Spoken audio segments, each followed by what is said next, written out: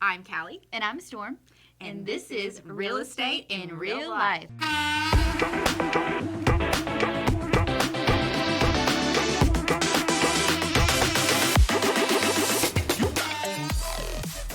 Today we're going to talk about what you can expect with the upcoming changes on August 17th on the listing side of things if you're looking to sell your home. So, Callie, I think what we need to start with is what did the listing presentations or our listing conversations look like with our sellers before this all got started? I agree. Okay, well that was good, but we'll keep talking. Okay. So, in my experience, when I meet with a seller, we talk about, our commission fee, and then we talk about how that's going to be built into that purchase price.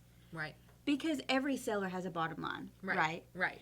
And personally, I don't think that needs to change. What we mean by that is buyers are already paying closing cost. Right. They have fees that they have to pay, and they may not have the cash to pay. Right. Also, on top of those fees, the buyer's agent commission. So it's a good way to work it in there is by adding that price into the purchase price of your home, your ideal purchase price, what that would look like. So really the only thing that's changing is more transparency from us as real estate agents and more disclosure. Right. I mean, our listing agreements are going to be a little bit different. Right. They're just going to kind of spell out exactly how much I'm getting paid and how much we're going to pay the buyer's agent. Right. And of course, the seller has the option to not pay buyer's agent. Right.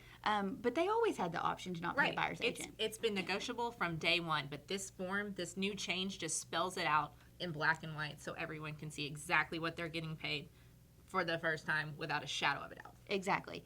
But I think our point is it is advantageous for the seller to offer that buyer commission and build it into the purchase price so that that buyer is able to build it into their loan because, like we said, they've got title fees, they've got lender fees, so many other fees, it's hard for them to come up with our fee as well. Exactly. When it's in that purchase price, you don't feel it coming out of your pocket quite as hard.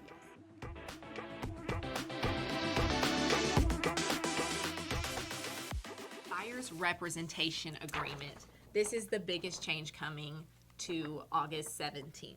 Yes. It is changing the game. You have to have this form signed if you are a realtor on August 17th before you can see any home. Before any buyer can see any buyer can see any home. Yes. That's true. Yeah.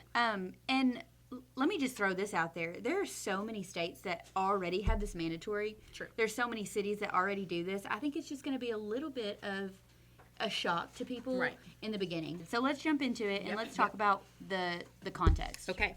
So the first thing to look for on this form is the scope, which just means the type of home you're looking for, where you're looking for it, single family, how many bedrooms, what counties, those type of things. So we have a term in here as well, which just means the time frame. So this buyer agency agreement is going to start on August 17th and it's going to run until, let's say, December 17th. Yes. It can run for 2 days. It can run for 3 months. It can run for 20 years. Yes. However you and I or you and Callie make that agreement for. Say, for example, you have never met this agent before. You're not sure if you want a working relationship with them. So say you make that term one day until you decide you're comfortable with them. That's a good way to look at it. Yeah, absolutely. Broker's fees. Okay.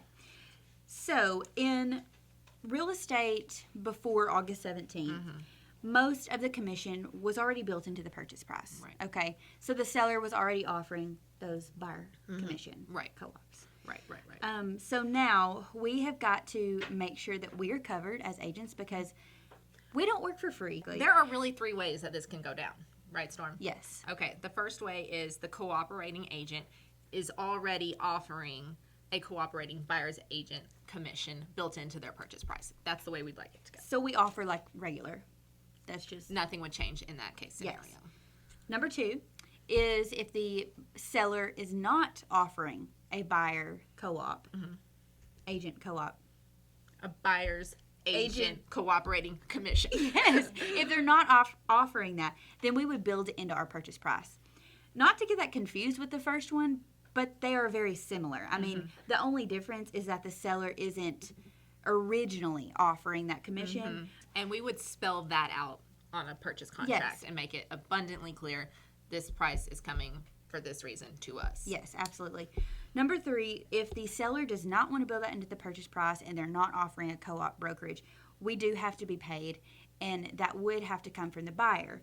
However, you always have the option to say, you know what, if the seller's not offering a fee and I can't pay out of pocket, then we're going to move on and find something else, because maybe it wasn't meant to be. Right. Okay. Okay. Do you have anything else to say?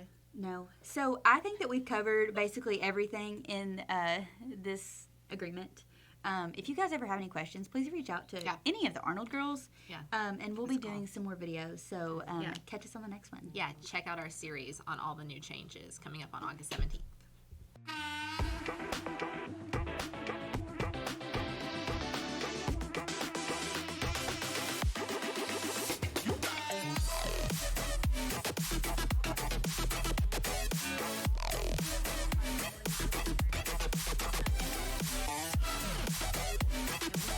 The views and opinions expressed by Arnold Realty Group or affiliated agents are their own and do not reflect the views of the podcast creators, hosts, or sponsors. Information provided is for general informational purposes only, and we make no representations or warranties of any kind, express or implied, about the completeness, accuracy, reliability, suitability, or availability with respect to the podcast. Any reliance you place on such information is at your own risk. Thank you for your understanding and enjoy the podcast responsibly.